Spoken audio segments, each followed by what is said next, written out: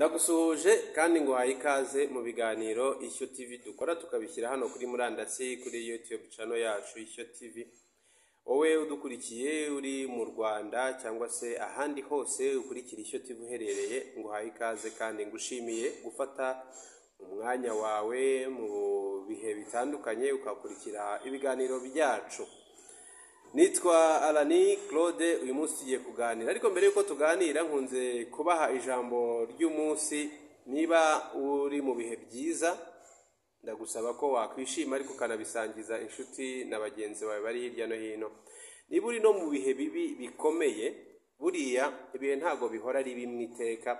Hari igihe nyine cyo kwishima, hari n'igihe cyo kubabara, ni bisanzwe mu mubwiriza muri Bibiliya nibo babivuga neza ati hari igihe cyo kubiba, hari igihe cyo gusarura, hari igihe nyine cyo kuba umuntu ameze neza, hari n'igihe kigera ibintu ntibigende neza, ariko ntago bihora gutyo, nyine birasimburanwa. Niyo mpamvu usaba niba wishimye gerageza ubisangiza abandi, niba unababaye bisangiza abantu wizeye kugira ngo udaheranwa n'agahinda cyangwa se bikaziramo n'ibindi by'amadepression n'ibindi. Uyu munsi turi kuwa kabiri, ni tariki 31 z'ukwezi kwa gatanu, ni umunsi wa nyuma usoza ukwezi. Uyu munsi ni na anniversaire yanjye, abantu mu nkunda mu nkurikira munandemeye ntibyangwa nabi nasoza akazi nkaza kunywa agacupa, byaba ari sawa cyane. Ejo twaganiraga ku kuba Repubulika Iharanira Demokarasi ya Kongo na leta y'u Rwanda umubano urimo agatotsi ndetse no kutarebana neza. Twavuze ku bijyanye no kuba indege za Rwanda zarahagaritswe kugwa ku butaka bwa Kongo nk'uko leta ya Kongo yabitangaje, nyuma naho sosiyete ya Rwanda nayo igatangaza ko ingendo za Goma, Kisangani na Kinshasa zahagaze. Ejo nagarukaga ku kuba izi ngendo guhagarikwa kwazo byaragize ingaruka cyane ku bakongomani, kuko nibo bavaga mu bice bitandukanye, ababa mu Burayi, abakora business mu Bushinwa n'ahandi henshi, bitewe nuko Kongo nta buryo bwo gutwara abantu mu kirere ifite bufatika. Abantu rero bose bakoreshaga Rwanda abenshi bagizweho n'ingaruka guhagarika kw'ingendo muri Kongo n'abakongomani. Ejo twabigarutseho cyane. Twanagarutse nanone ku kuba Perezida Macky Sall yarasabye ibihugu byombi, haba Kongo ndetse n'u Rwanda, kuganira ku bibazo byabyo, ibibazo bigakemuka mu mahoro, bigakemuka ku meza y'ibiganiro kuruta intambara.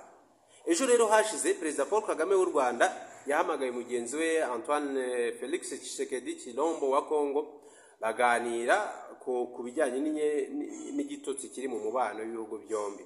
Perezida wa Repubulika y'u Rwanda yabwiye Tshisekedi ko u Rwanda rwari rufite uburenganzira bwo gusubiza Kongo nyuma y'uko amarokete atewe muri Musanze, murabyibuka, amazu yarasenyutse, abantu barakomeretse. Ubwo amahirwe nta wahitanywe na biriya bisasu byavuye muri Kongo, ariko Perezida Kagame yabwiye Tshisekedi ko afite uburenganzira, ndetse n'u Rwanda rwari rufite uburenganzira bwo kuba rwasubiza Kongo rurasa nk'uko Kongo yari yashotoye u Rwanda irasa. Mu biganiro bagiranye nanone bavuze ku ishimutwa ry'abasirikare babiri b'u Rwanda bashimuswe na leta ya Kongo. Ndavuga leta ya Kongo kuko bashimuswe n'ingabo za kiriya gihugu FARDC zifatanije na FDLR nk'uko leta y'u Rwanda yabitangaje. Byose leta y'u Rwanda ikagaragaza ko ari impamvu ikomeye yakabaye yaratumye u Rwanda rusubiza Kongo rukoresheje umuriro cyangwa se rukoresheje imbunda.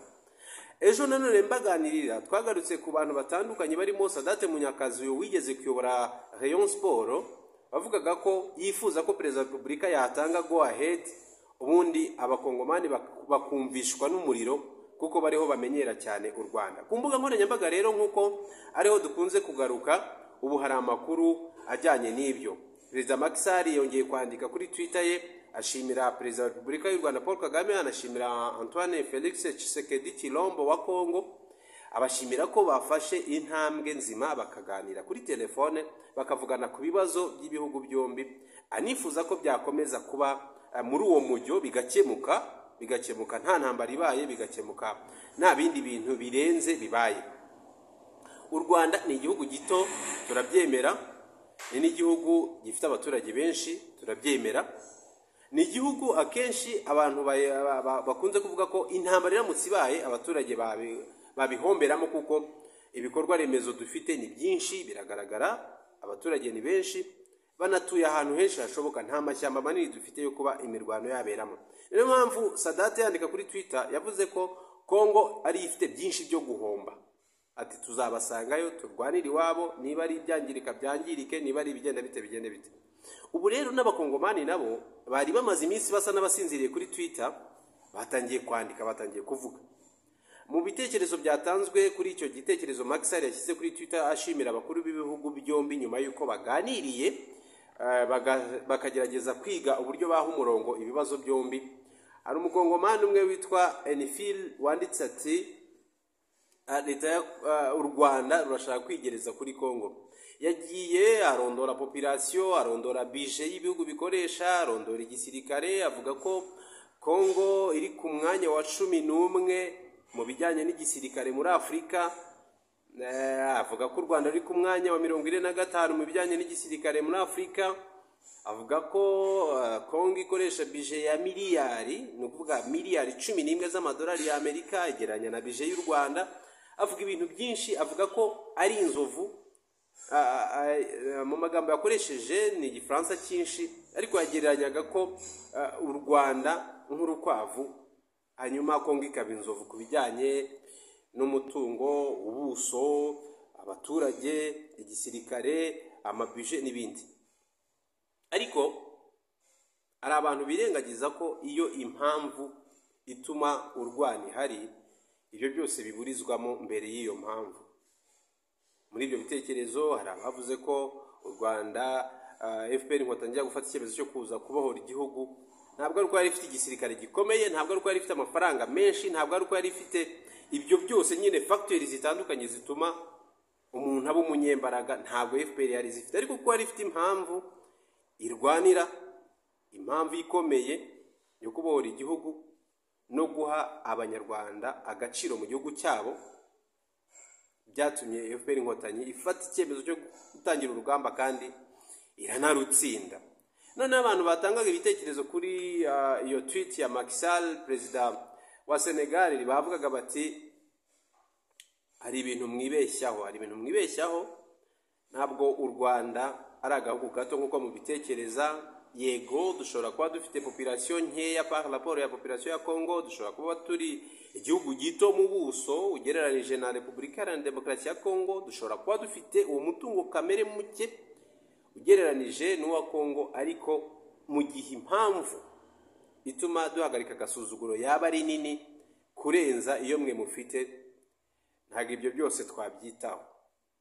Ni ibiganiro bikomeje kuzamura impaka nyinshi kuri social media, haba Facebook, haba Twitter, ni byinshi cyane. Ariko Perezida Macky Sall ndetse n'abandi bose barifuza ko ibibazo by'u Rwanda na Kongo nk'ibihugu bivandimwe byakemuka mu mahoro. Hari n'uwatanze urugero aravuga ati se iyo Kongo bavuga ko Perezida Paul Kagame ashaka gufata Nord Kivu, ashaka gufata Goma, ngo ashaka kugomeza kwiba Kongo, aravuga ati 94 inkotanyi zatsinze urugamba zidakuye imitungo muri Kongo. Agenda atanga ingero, avuga ukuntu imiturirwa izamuka i Kigali, avuga ukuntu iterambere rihari, avuga ukuntu umuriro w'amashanyarazi ugenda ugera mu byaro bitandukanye, umutungo w'igihugu uva mu bene gihugu no mu bindi bikorwa bitandukanye bikorerwa imbere mu gihugu. Akavuga ati se icyo gihe cyose gishize twubaka ibi ngibi, umutungo wabyubakaga wavaga muri Kongo. Ni ibintu rero abantu bakwiye gutekerezaho. Intambara irasenya niyubaka, ni nta mukunzi Theogene waririmbye ako karirimbo arimo yibutsa abantu bahoze mu mashyamba ko wabatsinze ntaho yagiye.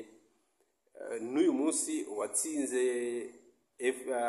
Exfal ntaho yagiye, kandi kuba nanone nk'uko twabigarutseho hari umubano mwiza ubu hagati y'u Rwanda na Uganda. Ejo bundi mwabonye ko hari ingabo z'u Rwanda 150 zagiye mu mahugurwa mu rwego rwa East Africa muri Uganda.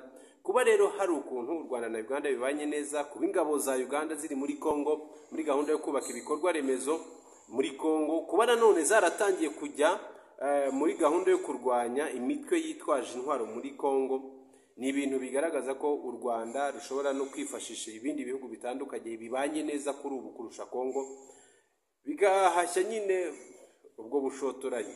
ariko Perezida Kagame akavuga ati twebwe twahisemo ko abahuza bajyanye no kugenzura ibibera ku mipaka itandukanye y'ibihugu hano muri East Africa aribo bagomba gufata icyemezo bakadukemurira ibibazo, aho gufata icyemezo cyo kwegura imbunda ngo dusubize Kongo dukurikije ku buryo yadushotoye. Ni ibintu nyine birimo bigenda bibyara impaka zitandukanye kuri social media cyane, kuko ariho abantu bakunze guhura bakaganirira n'ibindi byinshi bitandukanye. Reka rero ngushimire, tuzakomeza tubagezeho amakuru yose abagenda avugwa haba kuri Isaga cyangwa se n'ibindi byose biba bigezweho. Yewe ndi Alani Claude, ngushimiye gufata igihe cyawe cyose ugakurikira ibiganiro byacu. Niba utarakora subscribe ku Ishyo TV, niwo mwanya wawe mwiza wo gukanda subscribe, ubundi tukajya tubana mu busesenguzi n'amakuru abagezweho. Wifurije umunsi mwiza, usoze ukwezi neza kandi utangire ukundi neza. Imana ibarinde, reka tuzasubire, ndabakunda cyane. Ciao ciao.